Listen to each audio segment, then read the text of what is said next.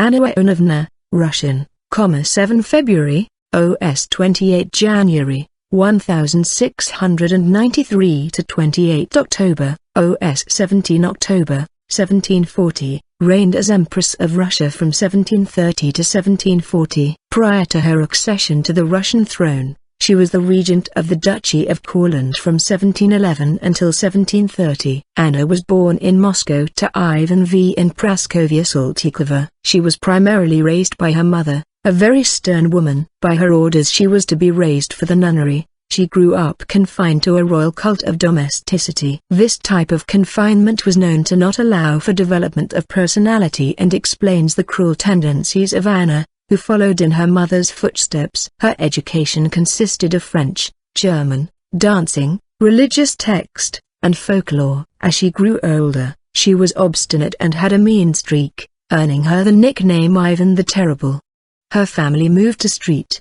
Petersburg under the order of Tsar Peter the Great, and this had a significant effect on Anna. She enjoyed the grandeur society. Peter the Great also arranged her marriage to Frederick William, Duke of Courland, in November 1710, with her dowry of 200,000 rubles. Anna was wed in a grand affair. A parody of their wedding was performed soon after by two dwarfs jumping out of pies immediately following the ceremony. Just a few short weeks after the marriage and only 20 miles out of St. Petersburg on the road to Courland, Duke Frederick died. The cause of death was uncertain, attributed to a chill or the effects of alcohol. Accession. Anna of Russia imperial monogram. After her husband died, Anna proceeded to rule Courland, now Western Latvia, from 1711 to 1730, with the Russian resident, Peter Bestuzhev, as her advisor, and sometimes lover. She never remarried after the death of her husband, but her enemies said she conducted a love affair with Ernst Johann von Bayern for many years. On the death of Peter II,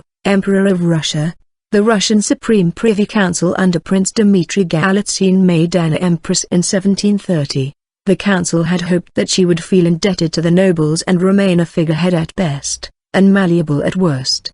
The council convinced her to sign conditions to her accession that limited her power. The conditions that were drafted to limit her power included that she could not start war, call for peace, create new taxes, or promote individuals to high ranks. She could not punish nobility without trial, could not grant estates or villages, could not promote anyone, either foreigners or Russians, to court office, and she could not spend the revenue generated by the state. Being raised in a court her entire life, she was very prepared to handle the political structure and knew how to get her way. Instead of complying with the conditions, she dissolved the Privy Council and soon established herself as an autocratic ruler, using her popularity with the imperial guards and less nobility. Policies. Cadet Corps. Anna founded the Cadet Corps in 1731. 1 year after coming to the throne. The Cadet Corps was a group of young boys starting at the age of 8 being trained for the military. There was a very rigorous training program, and this also included all the schooling that was necessary for someone to be in an important position in the military. As time went on though,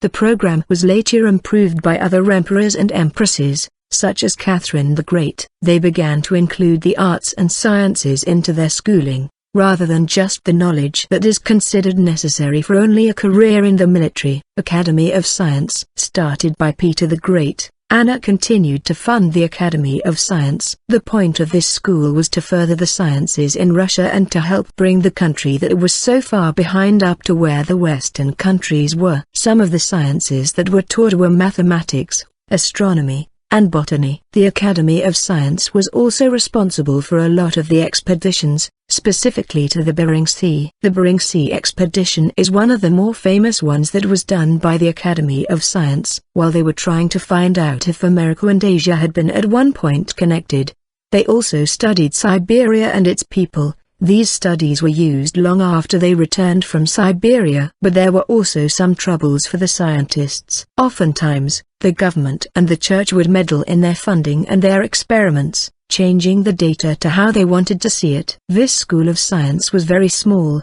never exceeding a population of 12 students in the university and barely over 100 in a secondary school. But still it was a huge step forward for education in Russia. Many of the teachers and professors were imported from Germany, bringing more of a Western feeling to what the students were learning about. Some of the students to learn from these German professors later became advisors or teachers to some of the future leaders, such as Catherine the Great's tutor, Adodurov. During Anna's reign, the Academy of Science began to include the arts into their program. For not only was there not a school for the arts yet, but Anna was a firm supporter of the arts. Theatre, architecture, engraving, and journalism were all added to the curriculum. During this time, the foundations of what is now the world-famous Russian ballet was laid down as well. There have been many rumors since the time of Anna's reign that Bian had a large impact on this office, but truly it was run by the senator Ushakov. This office was resurrected during Anna's reign to punish those for political crimes mostly, but sometimes they would take cases that were not as political. The punishments that came from the crimes that were committed were often very painful and disgusting. For example, some people that had supposedly been plotting against the government had their noses slit as well as being beaten with nobility. There is a lot of mention of Germans throughout the reign of Anna. For example, she often gave them ruling positions in her cabinet and other important decision-making positions. This was because she had very little trust in the Russians. It was because of this strong German influence in government that many Russians came to resent them. Anna gave many privileges to those that were considered the nobility.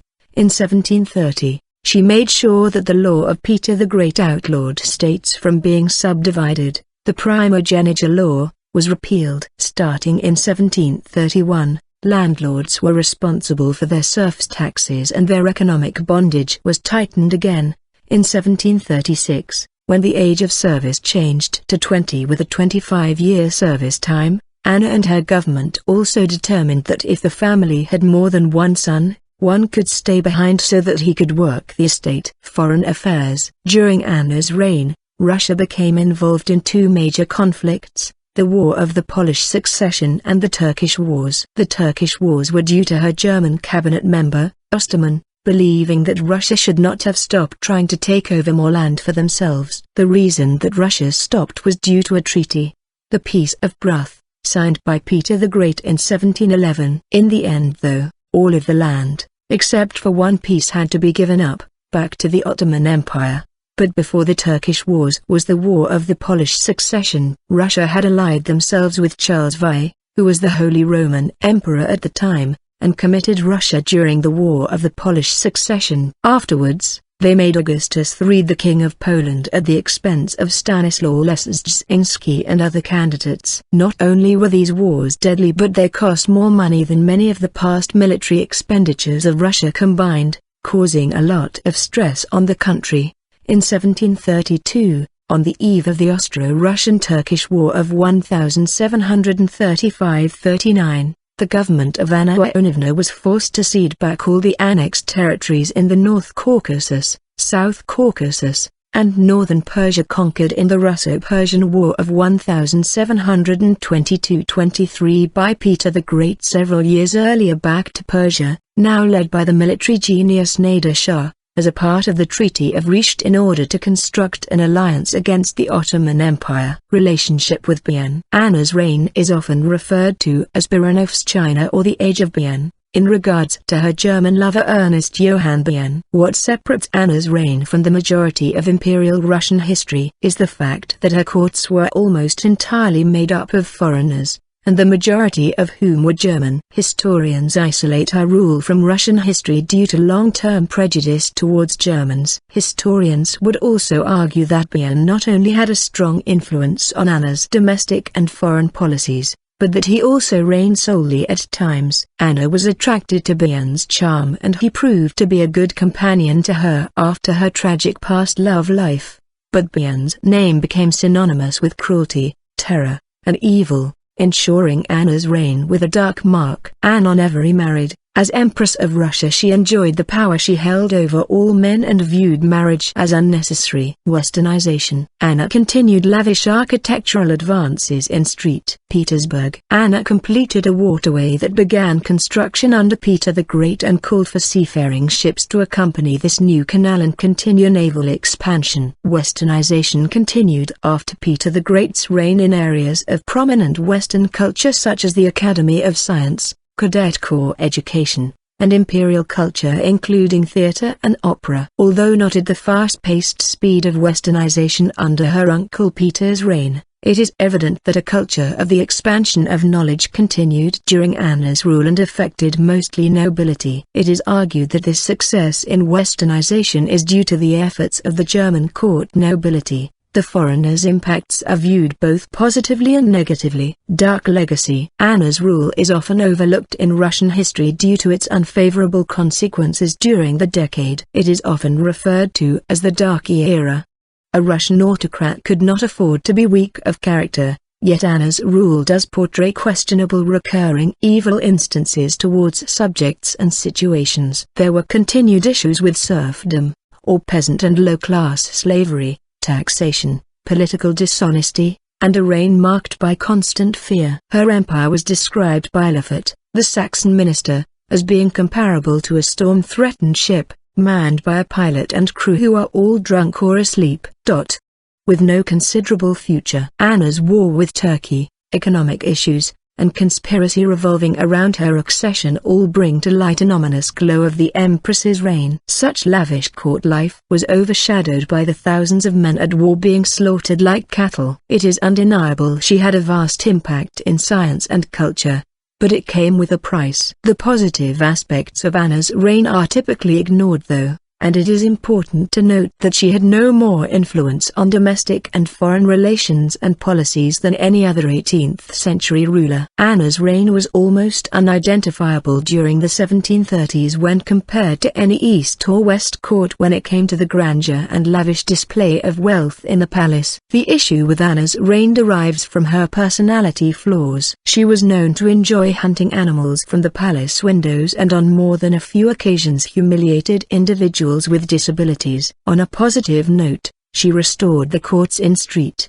Petersburg and brought Russia's political atmosphere back to where Peter the Great had intended progress. Death and succession. Anna was famed for her big cheek, which, as shown in her portraits, Carlyle says, was comparable to a Westphalian ham. As her health declined, she declared her grandnephew, Ivan V, should succeed her, and appointed Bian as regent. This was an attempt to secure line of her father, Ivan V, and exclude descendants of Peter the Great from inheriting the throne. It was recorded she had an ulcer on her kidneys. She continued having attacks of gout, and as her condition worsened, her health began to fail. Anna died on October 17, 1740, from a terrible kidney stone that made for a slow and painful death. The Tsar's final words focused on Bian. Anna died at the age of 47 of kidney disease. Ivan V was only a 1-year-old baby at the time, and his mother, Anna Leopoldovna, was detested for her German counselors and relations. As a consequence, shortly after Anna's death, Elizabeth Petrovna, Peter I's legitimized daughter, managed to gain the favor of the populace, locked Ivan V in a dungeon and exiled his mother. Anna was buried 3 months later on January 15, 1741, leaving behind uncertainty for the future of Russia.